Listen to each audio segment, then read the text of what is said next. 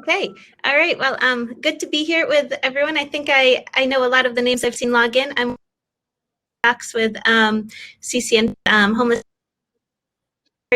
and quality is something Dr. Buchholz and I have been talking about for a while now, back even in the pre-COVID days, that you know, for a lot of us, we're really our heart is in it, but it is a very challenging field, and it's really interesting to see how we're doing with it, and what we can be changing, and what we can be tweaking.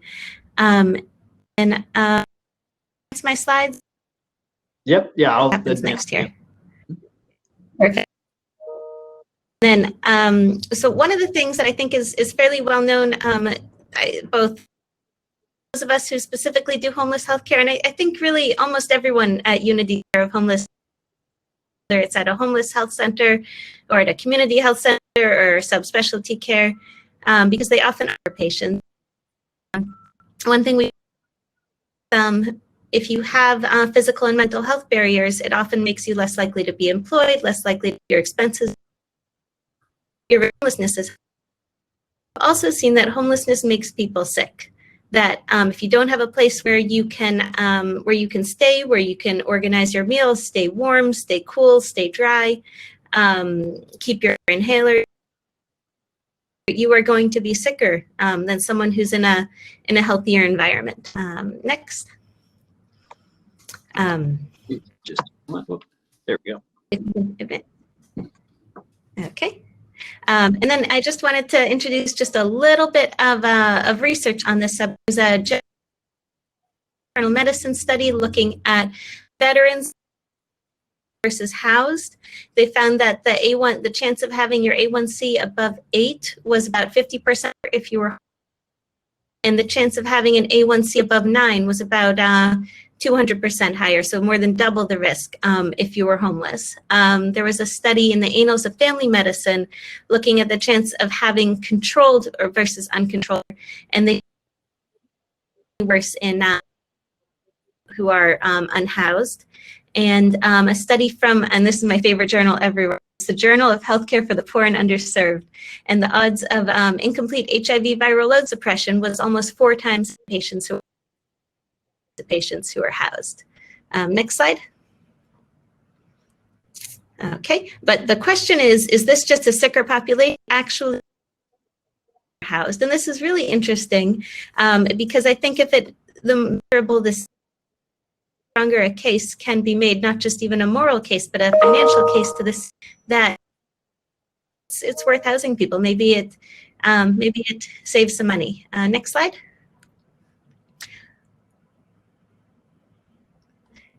So I specifically thought it was an interesting time to look at because the acronyms PEP-V around, which are a series of hotels that Department of Services in have been housing people in since the beginning of the care. So the ISAQ is the isolation and quarantine, and that is for patients who definitely have COVID, might have COVID, or were exposed to COVID.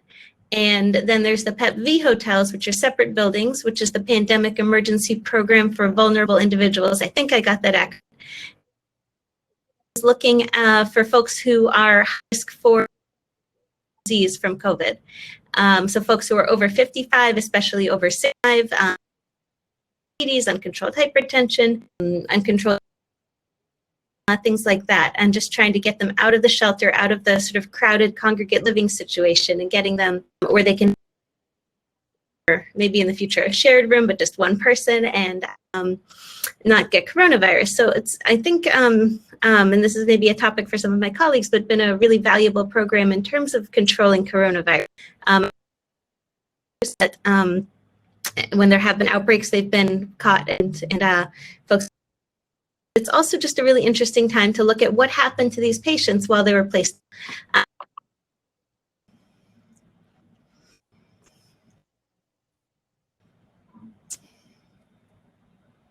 So these are just a few of the hotels. In different parts of the city, just for folks to be able to see them. And they're actually nice on the inside too. Next slide.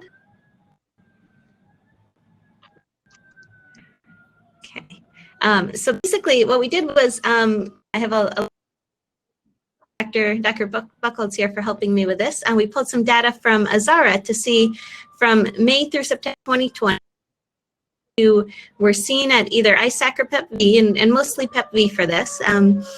What percentage had an change over the patients had controlled hypertension, and what percentage of patients with HIV had viral suppression? Next slide. Okay, so for the first one, the diabetes, for the percentage of patients with controlled ASD is 3% and ended at 31%.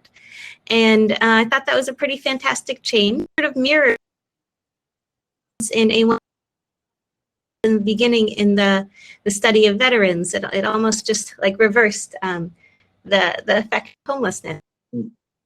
Perfect option, but it was nice to see that improvement. Next slide. Okay. This. Next slide. Okay. We looked at change in patients with whose blood was below 1.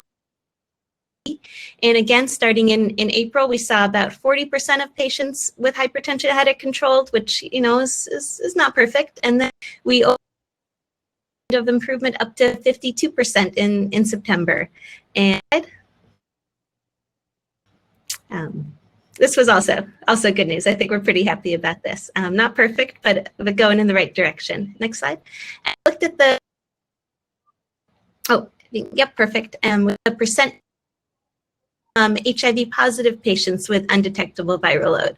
And this was interesting because we saw about 50% of patients. The first significant data was June, because that's when at the PEP-V site, having an knock on the doors and collect for everyone. So about 50% of patients with viral loads drawn that month had a, and then that sort of started to trend down to ending in September, where I think it was about 28%. And this was really interesting to me. Because, at least a flat an improvement. So I into the data, some conversations with people about this. One thing that in June, there was about 30 patients HIV at PEP. And then the numbers really increased by about 100 and then by like 30 more. So there was a pretty significant list of patients there. The other thing is we were a lot of patients just completely new to care that had really been off the radar a good long ways. It was a reflection of not having had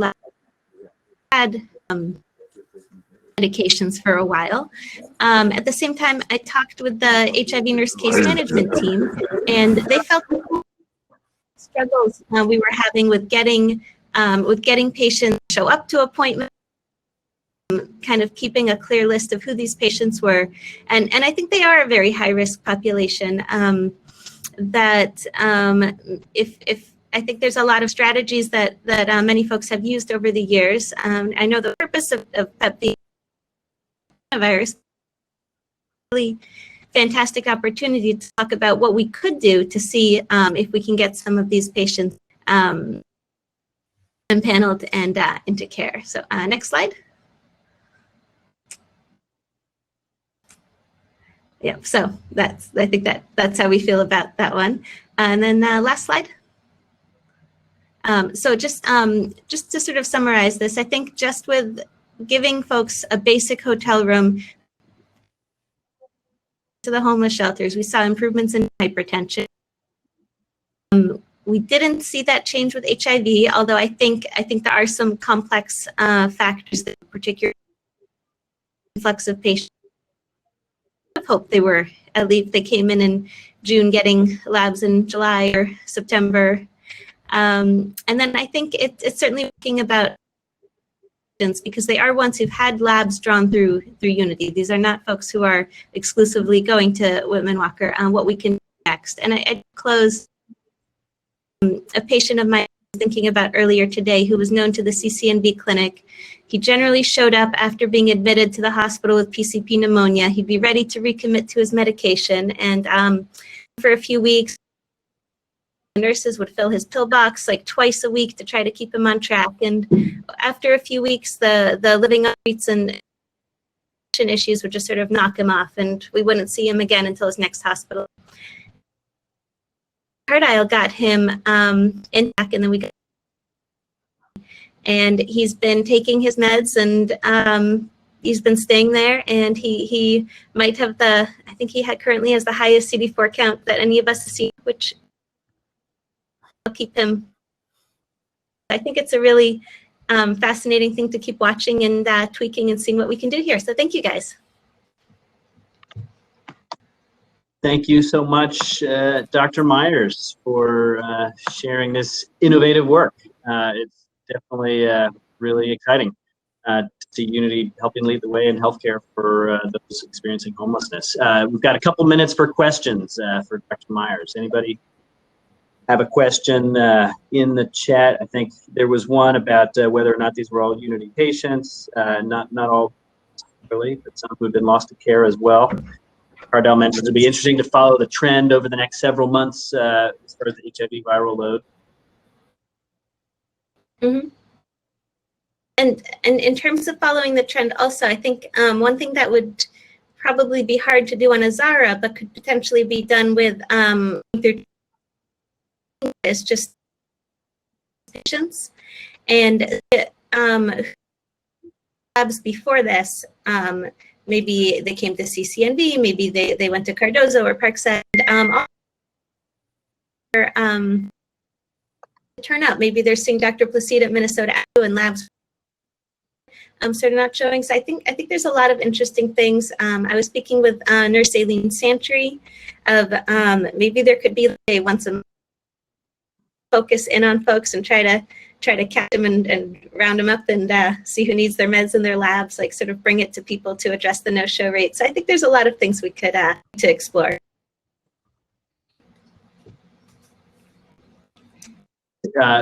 See, question from Dr. Teferi about could we use CRISP to try and see where they come from, look up past labs? If you have a researcher who could do that, it would be a lot of work, but I think it would be really interesting.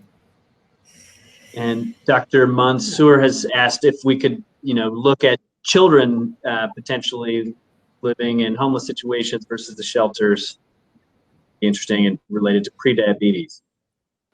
I think that's a larger conversation, that in terms of when children are staying in homeless situations, a lot of them are in either a different sort of network of hotels where families are put up. Some of them are on some of them are in the new homeless shelters that the city's been building. Come through ISAQ for isolation and quarantine. And then I think it's places we haven't historically always been doing medical outreach, but certainly could be interesting as something to explore, both in terms of expanding our reach to some of those populations, as well as seeing what's going on there for the kids' health. Great. Okay, thank you so much. Yeah. There we go. All right, Dr. Masseur, welcome. Okay, well, Geb will have me on a timer, but good. Thanks for the opportunity to talk. Okay. And yeah, I'm Henry Masseur from NIH, and Gloria Pastor is here, who's one of our research coordinators. As you know, we have worked with Unity now for probably over 20 years on HIV, the last 10 with the DC Partnership for HIV, and that is still ongoing. The DC cohort is still going well. Our clinics at Parkside are still going well. So the HIV program and the hepatitis program is continuing, the opioid program. But now, like everybody else, we focus on something new because it's really an NIH priority, and that's COVID. And what we really want to talk to you about is whether there's any possibility of getting patients with acute or relatively acute COVID to come to NIH, because the question we'd like to answer is, why do some patients seem to have smooth sailing and other people deteriorate and have various complications? Now, I don't think that's at all clear, other than the fact that we know that obesity, hypertension, diabetes are risk factors. We don't really understand what it is about that. So what we're really looking for is if there are patients who are either interested in research or patients who don't know where to go for care, we are willing to bring the patient up here, and we have a way, believe it or not, to transport even relatively healthy COVID positive patients. That has nothing to do with HIV, but COVID positive patients. We have a car service which will pick them up, bring them up here. And what we're looking for is really see if they would be willing to enroll in a natural history study in which we would get virology, immunology. Gloria can tell you a little more about that. We would offer them the opportunity to have a bronchoscopy, and some patients want that, some people don't. We would really like to know about their lung function. We'd like to do very sophisticated cardiac imaging, see about cardiac damage and lung damage. And like most NIH studies, we would, this would all be free. If they needed to be hospitalized for care, they would have the option of either be hospitalized here for standard care, which would be remdesivir, dexamethasone, whatever else. And if they wanted to also sign up for a new drug, they could do that. But we would be willing just to follow them in-house for whatever care they needed with whatever the guideline standard of care is. So we're hoping that, again, as you screen patients, if they're patients who say, I don't know where to go, or I'm uncomfortable with the inpatient facility at this place, that your nurse or physician could call Gloria or a colleague, and we could see if the patient were eligible, and then come up here. And we're interested in English speakers, Spanish speakers. We're not really concerned about citizenship. The one thing we want to make sure is, since this is a federal facility, if they come through there, they can't have outstanding warrants, because they do check that. But other than that, they don't check their citizenship or anything else. So again, we're looking for somebody who has a relatively recent diagnosis who'd be interested in coming up here. There is some compensation, although like for all research studies, we're not really trying to promote compensation as a reason that they would come here. Because again, we are getting blood for research. Gloria, why don't you just give them a quick summary of what's involved? Sure. So basically, Here you can sit. the protocol is called COVID ARC. The ARC stands for acute, recovery, and convalescent stages. So we do take patients, as you see listed here, in the acute phase, which can go from 1 to 28 days of positive with COVID testing. And then if they want to sign up for the recovery phase, that's another option as well. That we will take up to 12 weeks post positive. And the convalescent phase basically comes after we've already started seeing the acute or recovery phases, so that we have something to fall back on with testing and comparisons. What they're looking for is the inflammatory processes. They do blood work. They do a bronch for bronchial lavage and get studies from there, urine tests, and a series of images. So we do MRIs and CAT scans. We're looking at the brain, lungs, heart, kidneys. We also do ultrasounds. So this is a series of exams that we'll do for both acute and recovery phase. And then we'll follow up for the first 4 weeks. It's weekly, depending on what phase they're on. We'll follow up throughout a year. So this protocol can go for 12 months. And it's based on, what the patient, if they continue with us, or we, like I said, can do it in Spanish. I'm a Spanish speaker, so I've had patients contact me directly when we need to screen. And I also have a fellow nurse, Doris. She also works with me on this. So we either have them come in for a couple days for these testings, and then otherwise it's all through telephone calls that we will follow up. So again, our issue here is not with, although we have new drug therapy trials here, this study really is, what's the natural history? Why do people get complications? How do you predict that? And then ultimately, how do you intervene? How do you avoid people getting embolic phenomena or microemboli, et cetera? So this is really natural history, but you can co-enroll in this. And if you're interested in fostamatinib or something else, you can co-enroll, but that's not really part of it. This is natural history, and standard of care, which we would offer as inpatients. And again, we do all the transportation and coordination, so there wouldn't be any cost to the patient. And we want to make this as easy on the person calling Gloria as possible. So once you call her, she or Doris would take over all the logistics. So that's sort of the background. But Ryan, I don't know if you or anybody else have any questions about that. Yeah, let me say a few words about this naturally, Ryan, if you allow me. Yeah, sure. Yeah. So this is not new for Unity in NIH. We have natural history studies for hepatitis B, hepatitis C. In the background, maybe the larger section of a Unity provider may not know, but we do these studies at NIH. It is at no cost of the patient. And then good thing is, if the patient happens to get something outside the study, and as long as they are in the protocol, they will be taken care of.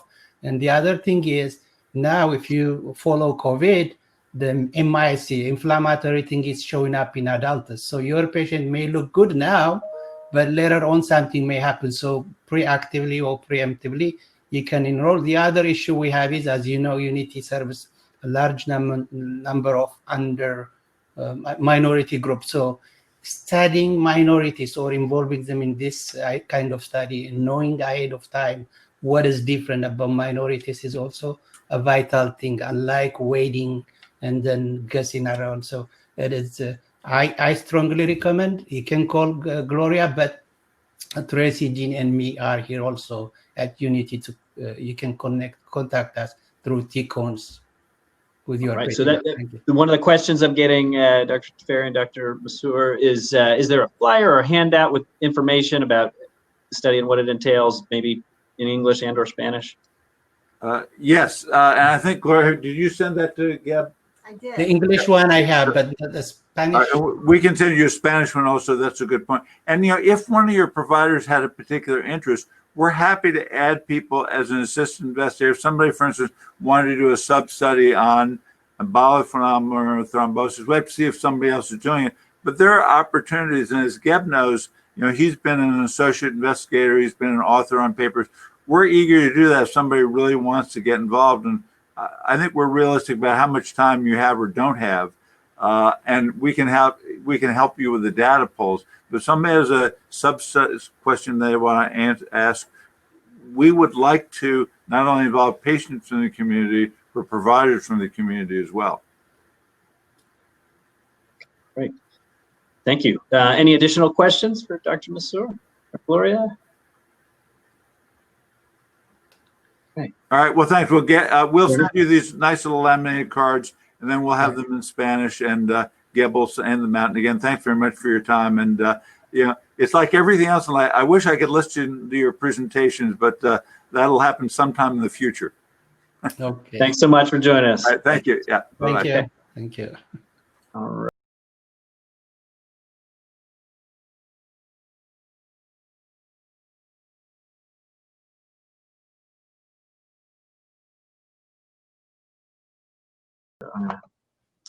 Take it away. All right. Thank you, Ryan. Thank you, Unity and the Research Steering Committee. In this tough time to organize this kind of presentation is good. Having a NIH among us also will elevate our profile. But as I said, we've been working with them. We'll work with them. It's to the benefit of our patients. I can say a lot of things, what our patients got out of it, from cancer to everything. So going back to and this introduction, if you see, COVID is also affecting the minority, but the best known chronic infection which is affecting the minority is HIV. I recall at the 25th year anniversary, heartful anniversary of HIV, they were saying darkening of HIV because a lot of African American Black people were infected and succumbing due to HIV/AIDS. And I recall also the lead singer from U2. He used to call Africa yearly days of Africans from HIV a yearly tsunami. So next slide, please. Yeah. So in the background, HIV is a complex disease. We learned it in the process. So it needs a multidisciplinary approach. Every guideline which is written or recommended points towards that. So as you see, and as I'm saying, I never thought I would be calculating cardiac risk factor with HIV patient, but now we have to do that. It's all over from metabolic syndrome to infection. So it needs everybody's involvement.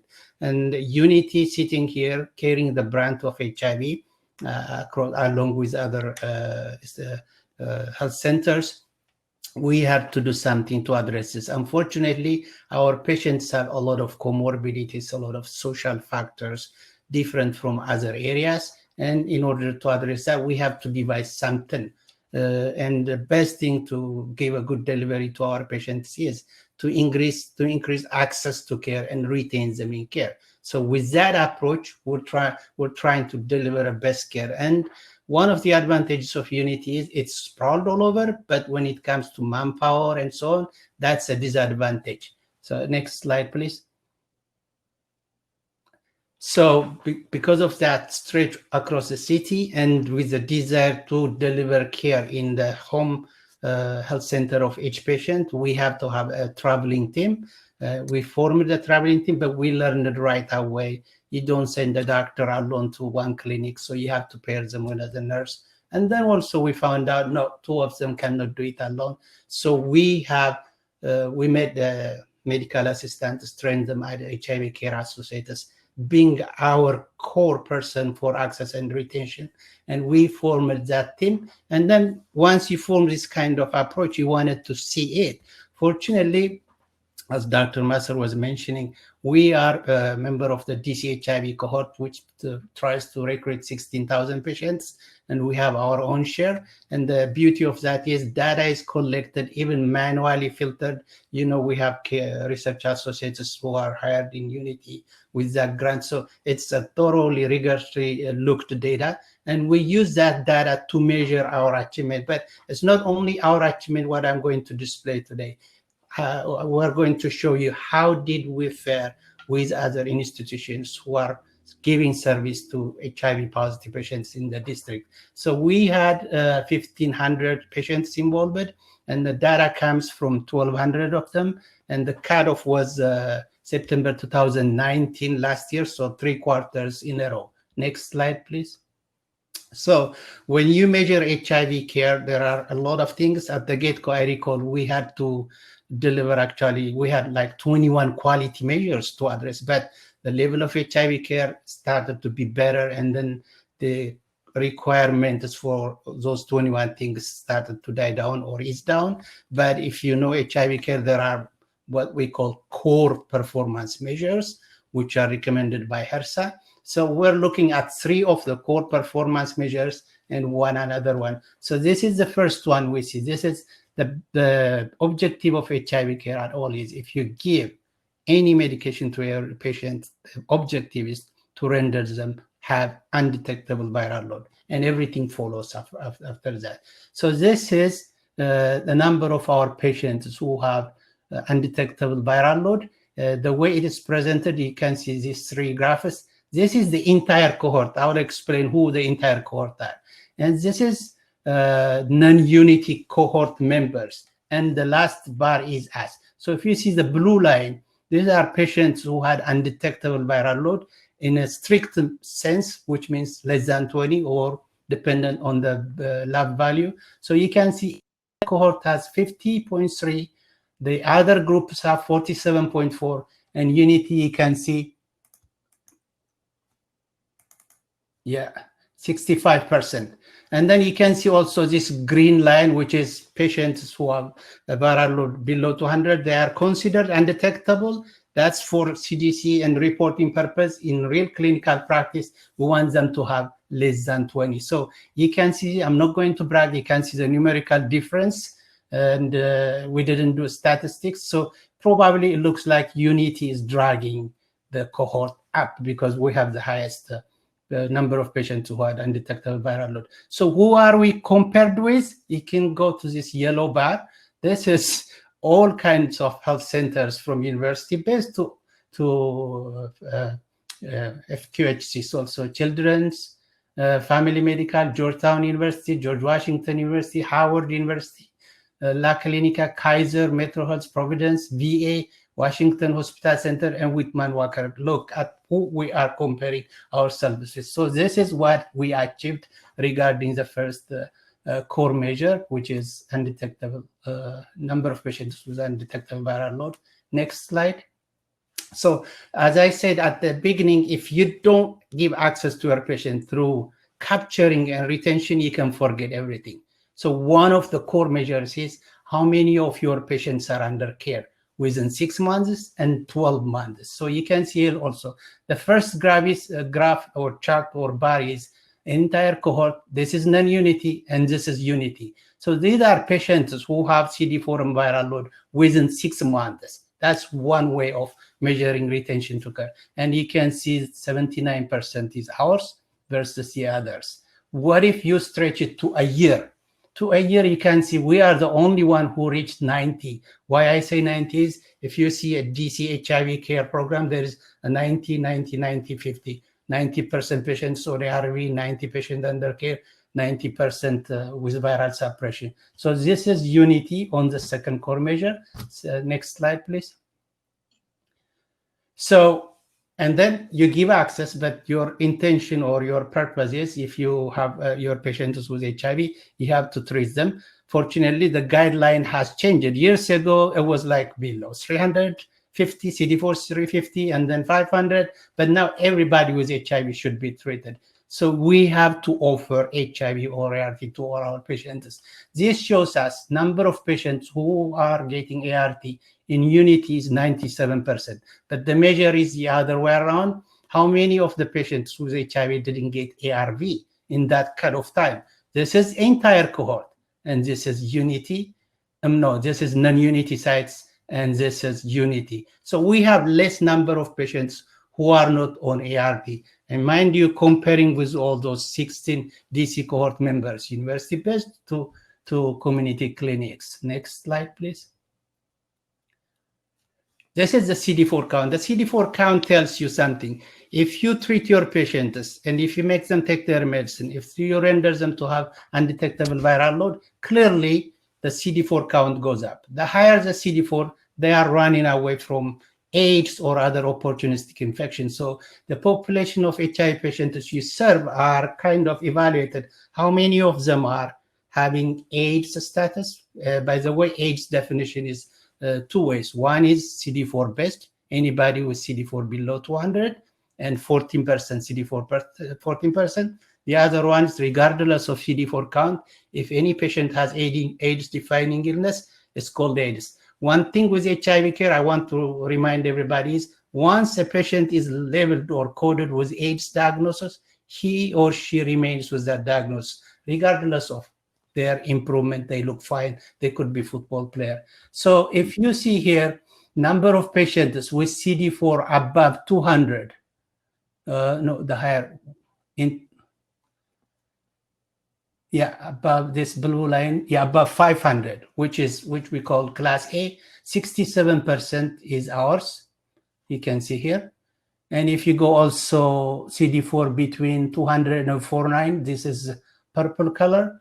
And then if you go CD4 below 200, which is defined as AIDS, it's yes. So you can see where we are from entire code. So it is similar or better, but what this tells us is most of our patients are out of AIDS territory, which is a good news actually, which is a good news, the same or better than the comparative or the other institutions. Next slide, please.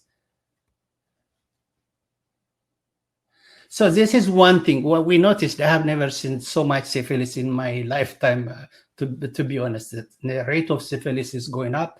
And then now actually with PrEP, everybody threw out the condom and you see more syphilis and other STDs. So syphilis testing is one of actually quality performance measures. So how are we doing by screening our patients for syphilis?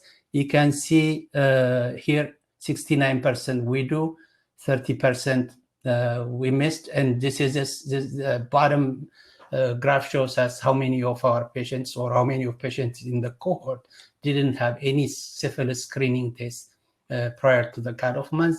Entire cohort you can see here, and non-unity sites appear, and we have fewer number of patients who didn't have syphilis screening in a given year. But that's not satisfactory for us. Even though we do better, we have more room. And then just to tip you, because of the high-risk sexual activity some high-risk group of patients have, we're not doing once a year, to be honest. Whenever they show up, you just run through the RPR test and screen them out. So next slide.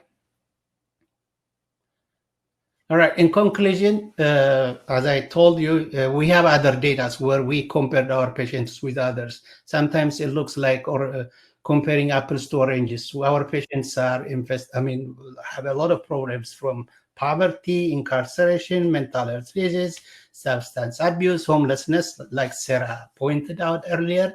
And then to beat that or to overcome that, we have to form the team. So we have to have that structured approach. And it looks like you can be a witness, or you can judge yourself. We're doing fine. It's not for us. Comparing it with other well-structured entities, we're doing fine given what our patients have. So my recommendation is the team-based approach is not only for HIV patients, it should be templated to other sections of the other healthcare areas, and it should be encouraged. And this outcome actually is a result of everybody, even though we are the core part of the ID or HIV team. It starts from the high level. Allowing us to form this team by senior unity leaders is one big thing without even any argument. So this is the last part of my slide, acknowledgement. Next slide, you were there. Just one slide before, maybe, I don't know. So it's pretty much I'm acknowledging everybody, because without any one of them in here, we couldn't achieve this result. So I thank Unity, I thank Unity providers and administrative staffs. This thing involves from grants to everybody. So this is my last part, my slide, last part of my presentation. I would be happy to take questions. Thank you. Great. Thank you so much, Dr. Teferi. All right, we, I think, have a few moments for questions. I'm seeing from Dr. Masseur, I have a patient with syphilis without HIV.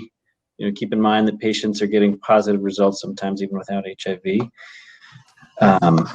Just to comment on that, I see sometimes in Hep C patients, they are screened for STI but not HIV.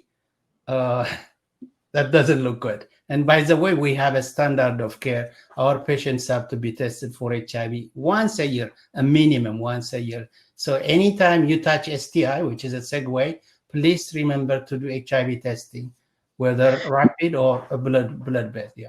And would you have a comment if someone, were diagnosed with syphilis and did not yet have a diagnosis of HIV, obviously to screen them then, but would you suggest, they could be at risk for HIV, so maybe worthwhile to check again?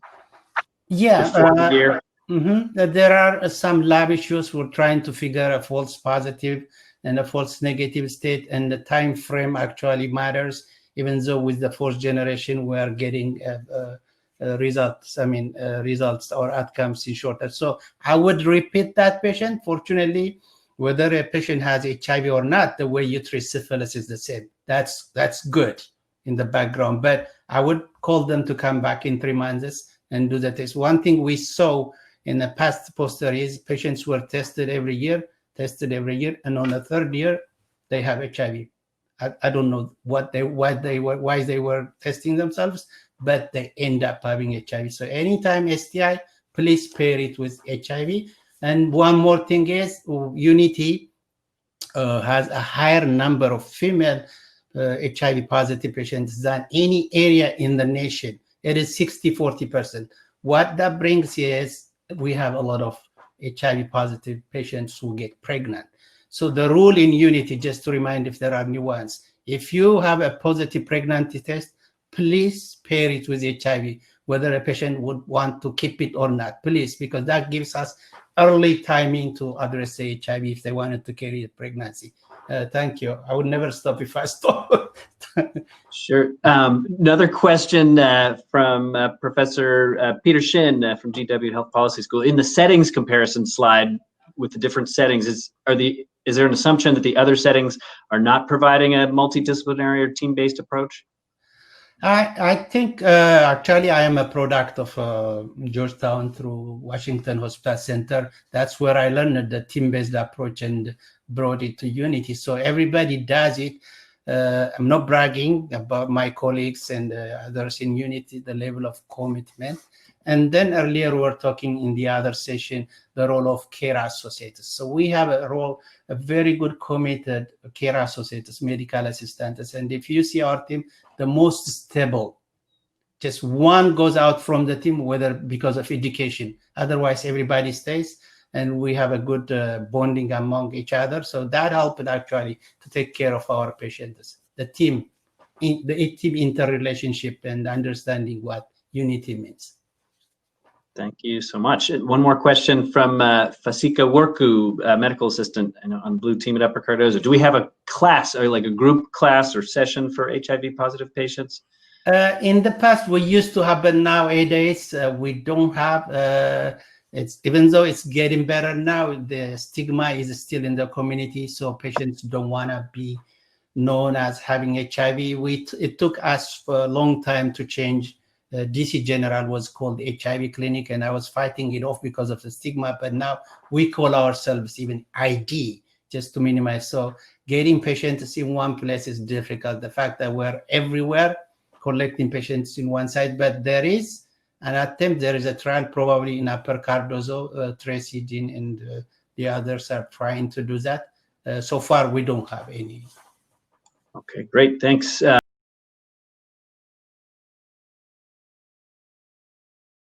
In the interest of time, I would like to welcome our next speaker, Esteban Garcia, who is about to share with us for the next handful of minutes a presentation related to STI testing, one site or screening, one site versus three site.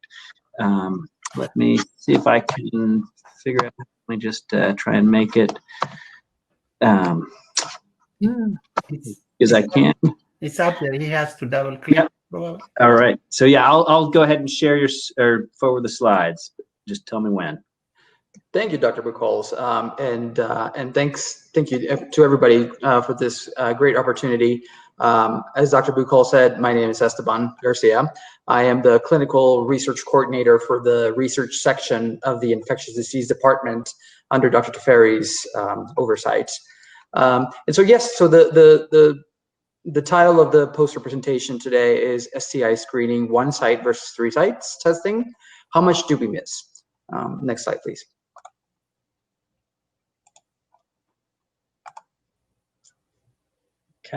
Okay. So chlamydia and gonorrhea are the most frequently reported bacterial STI in the world and can cause urogenital and extragenital infections. The majority of these infections, of the extragenital infections rather, are found in MSM, men who have sex with men, are asymptomatic. Therefore, regular screening is necessary to identify and treat these infections, but also to prevent the ongoing transmission. Even though there is a high prevalence of anorectal chlamydia infections in men who have sex with men and women, currently the STI screening tests are focused on urogenital testing alone. Studies have shown that performing urogenital only testing of MSM would miss more than half of all the infections.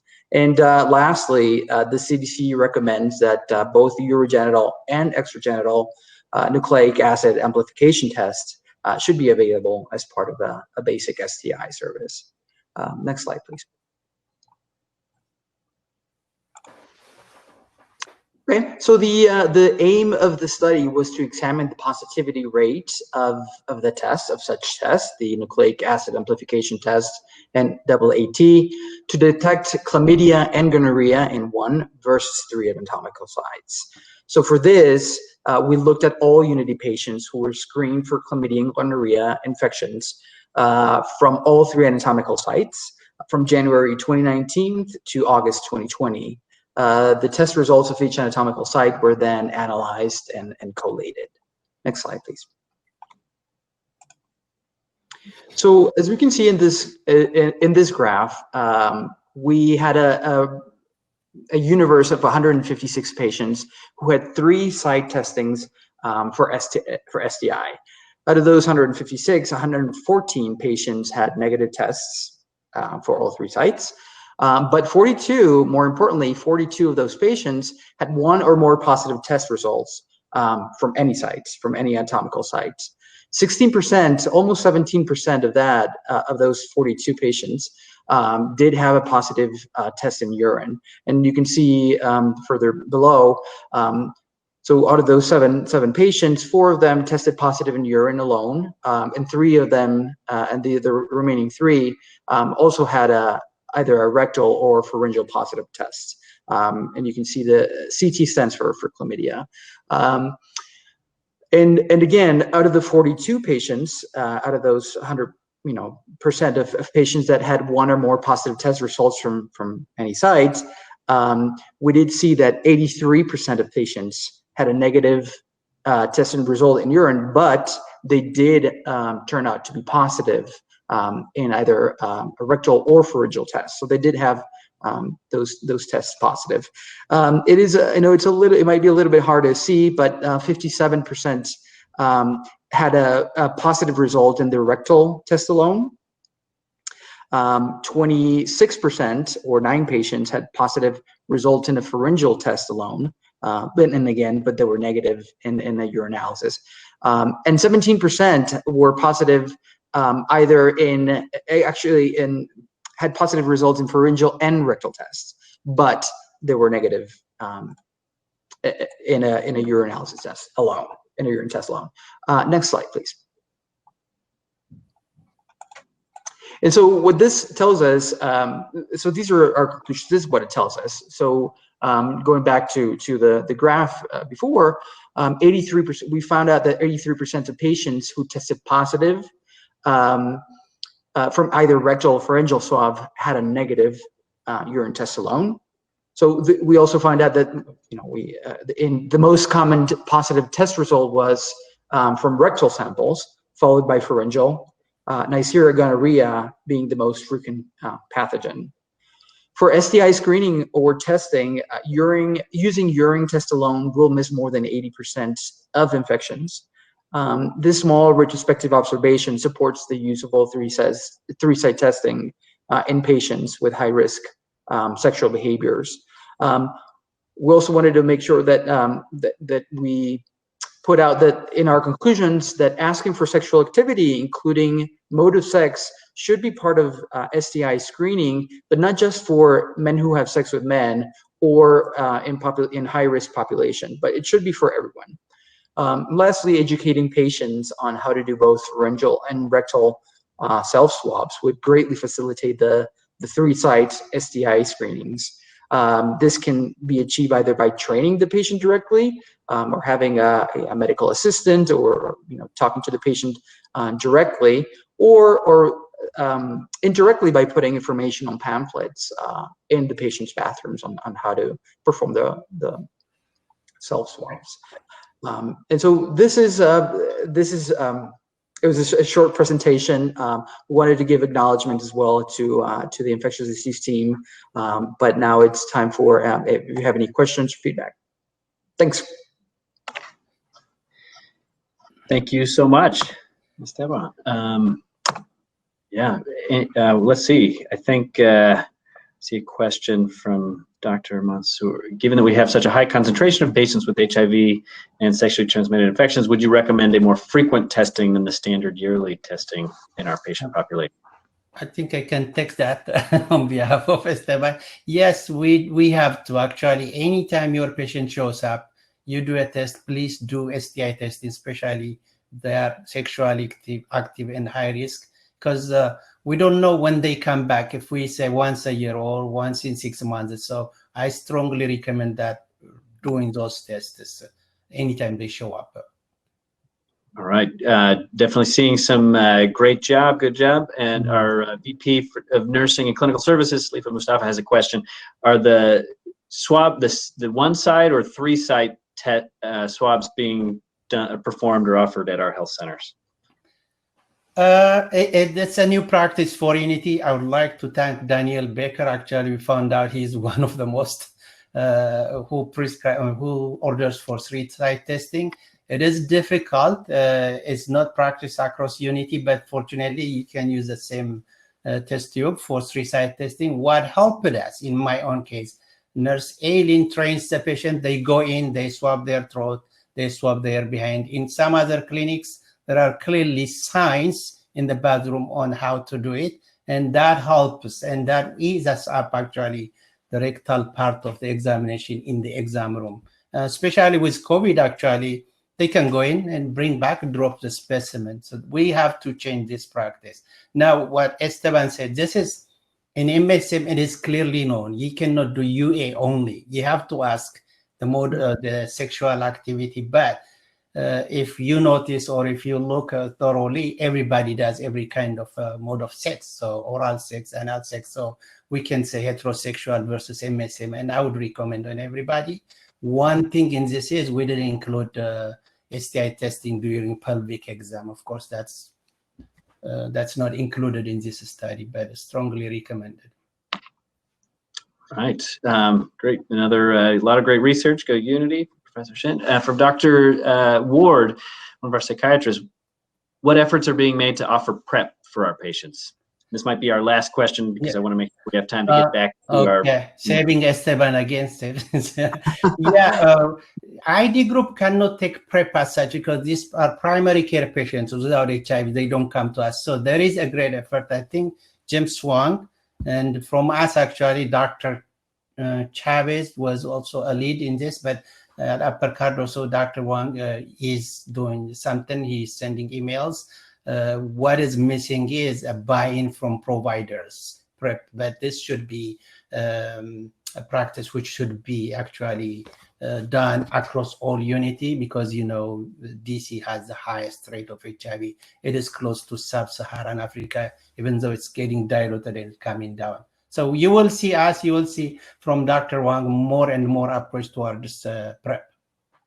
Yep, and Salif is reminding us there is a PrEP grant, so I know you will hear more in the next